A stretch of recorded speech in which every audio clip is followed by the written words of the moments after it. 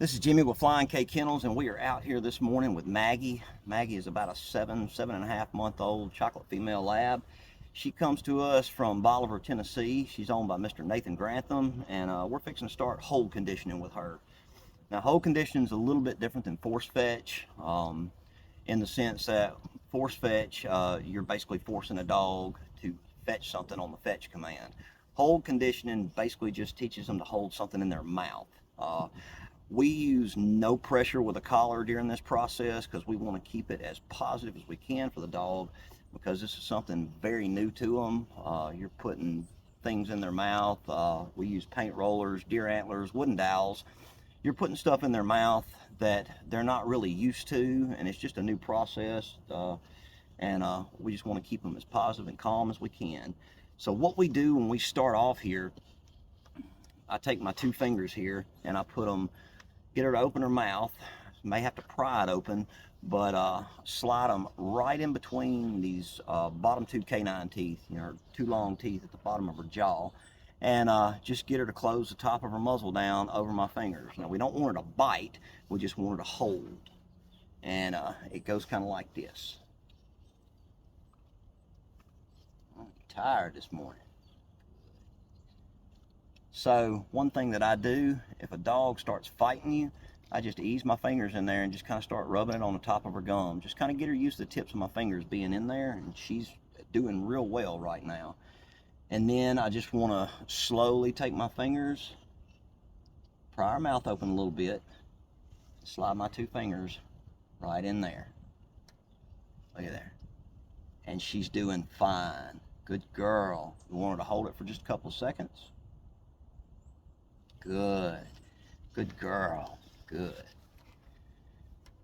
And you want to do reps like that when you're first getting started, 3, maybe 4 times a session. You want to keep these sessions pretty short. You don't want to put the dog in system overload because, like I said, this is something real new to them. Some of them are a little bit nervous, a little apprehensive of it, and we just want to keep them as calm as possible. Good girl. Good. Easy. Good girl. No. Good. Good girl. And here we go. Good. Good girl. Good. And that's all there is to it. Just like I said, just a couple of few reps every session like that, and then you can progress on to the next level, which I'm fixing to show you right now. And that is a paint roller. You pick these up at Lowe's, Home Depot. What you see? Oh. And it's just a little bit something that's not a bumper, it's not a bird. Eventually, when we get into force fetch, we'll start using dead birds and bumpers towards the end of it. But you want them to have something that they're not gonna, it don't matter if they have a negative association to it or not. She sees something down the road there.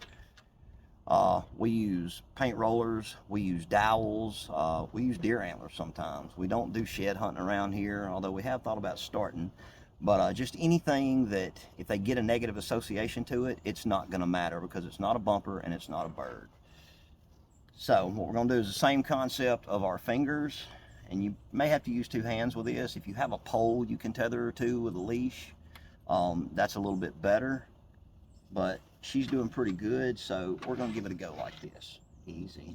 She's distracted by something down the road there. You see it? Easy. Here we go. No. See, she's fighting this just a little bit.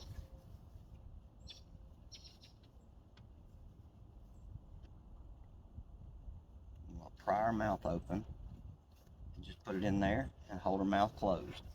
You see, she's fighting that a little bit more than my fingers. No, ma'am. No, ma'am. Easy. Hold. Hold. No. No.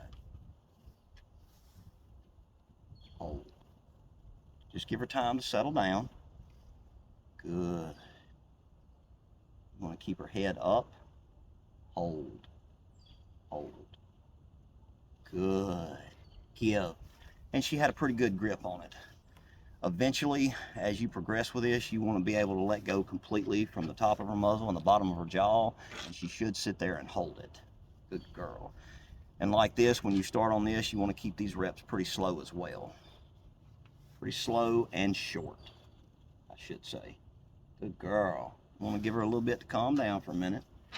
She's got her eyeball on something up there. Okay. And we're going to give it a go again. Easy. No. No. Easy. Good. No. No.